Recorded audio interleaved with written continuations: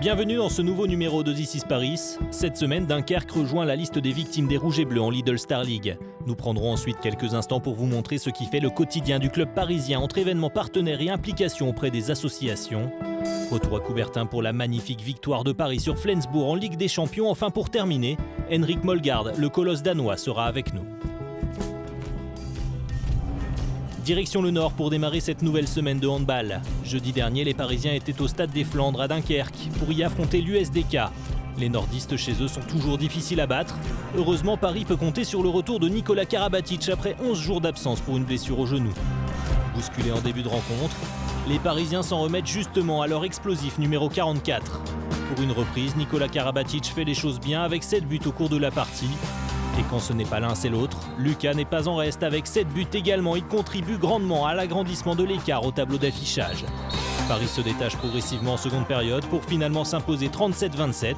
4 sur 4 en Lidl Star League, le Paris Saint-Germain est plus que jamais leader du championnat. 5 premières minutes très compliquées où on était mené 4-1 et on ne jouait pas à notre niveau et avec l'engagement on s'était promis. Donc derrière ça a été beaucoup mieux, on a bien défendu, on a couru, on a monté les balles, on a pris d'un quart de vitesse et à partir de là tout est rentré dans l'ordre. On savait qu'en venant ici à Dunkerque ça allait être un gros match, c'est une équipe qui met beaucoup d'impact de physique, qui est beaucoup dans la provocation et c'est vrai qu'on a un groupe donc on a besoin de tout le monde et c'est vrai qu'on a pu faire tourner, on a pu chacun jouer, apporter le maximum à l'équipe donc c'est plutôt super. Aujourd'hui c'est un bon match qui nous permet je crois d'être la seule équipe invaincue du championnat pour le moment donc c'est un bon résultat avant de rencontrer Flensbourg. Petit détour par le workshop organisé par le service sponsoring du club. Beansport, Suzuki, PMU, GFI pour ne citer que les partenaires du Paris Saint-Germain Handball étaient conviés cette semaine à un atelier de travail. L'occasion de les remercier pour leur soutien. Comme chaque année, Paris s'associe à la cause d'Ella, association de lutte contre la leucodystrophie. Nedim Remili a accepté de se prêter au jeu de la dictée au lycée Clément Ader de Tournan-en-Brie. L'arrière-droit parisien était chargé de lire un texte signé de l'auteur Catherine Pancol à plusieurs dizaines de lycéens concentrés. Puis il s'est prêté gentiment au jeu des questions-réponses. Comme tu sais, on a beaucoup d'étrangers, donc ça parle plusieurs langues, mais c'est vraiment très agréable. Il y a vraiment une bonne ambiance. Il y a de la bonne musique surtout. Mais sinon, voilà, on s'amuse vraiment tous ensemble et on a vraiment un très bon groupe. Germain était en feu dimanche dernier pour la réception de Flensbourg à Coubertin.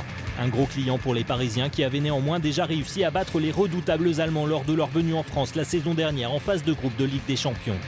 L'entraîneur suédois de Flensbourg tente de déstabiliser Paris d'entrée de jeu en sortant volontairement son gardien pour disposer de 7 joueurs de champ. Une fois l'effet de surprise passé, le Paris Saint-Germain se reprend et Nikola Karabatic, rageur, fait vite comprendre aux Allemands que leur petit jeu ne prendra pas. En l'absence de son frère Lucas forfait, Nicolas prend ses responsabilités et inscrit 6 buts. Auteur de l'une de leurs plus grosses performances collectives depuis le début de la saison, les Rouges et Bleus se détachent. Nedim Remili 5 buts et Mikkel Hansen 4 buts sont les autres grands artisans d'une belle victoire 27-22 qui fait du bien. Paris se replace au classement du groupe A pour le plus grand plaisir d'un ancien de la maison. Très content que les amis du PSG ont remporté cette victoire. J'ai trouvé que le match avait un rythme assez bizarre au début. Je pense que ça se jaugeait un peu, les équipes elles s'observaient.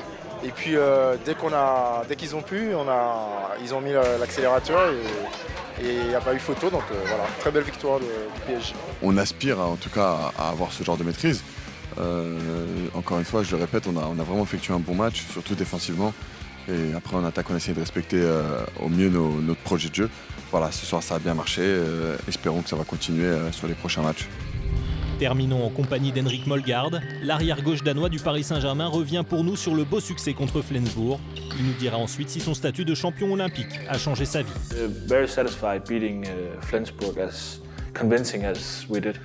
And I think we all have the feeling that we are in a improving state right now. So we are getting better game by game, and that's important because we had a difficult start.